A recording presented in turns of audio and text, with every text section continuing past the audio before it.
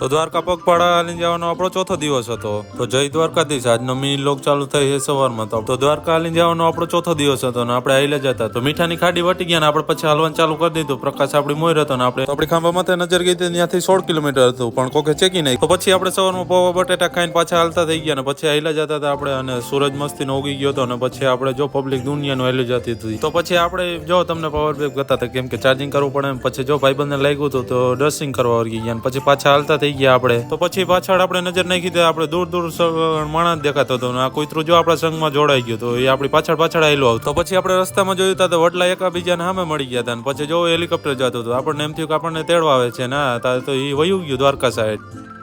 તો પછી બીજો બોર્ડ આવ્યો હતો, તો ત્યાં 5 કિલોમીટર હતો. તો આપણો ઉત્સાહ વધી ગયો. પછી આપણે ગાયક હાલવા વર્ગી ગયા ને વાઈલા જતા હતા. ત્યાંથી પૂગી ગયા આપણે 1 કિલોમીટરનો બોર્ડ આવી ગયો. તો આપણે દ્વારકા પૂગવા આવ્યા. તો પછી આપણે દ્વારકામાં એન્ટર થઈ ગયા હતા. અહીંયા પબ્લિક એવડું હતું. આજનો મિની લોક અહીંયા નેક્સ્ટ મિની લોકમાં મળીએ.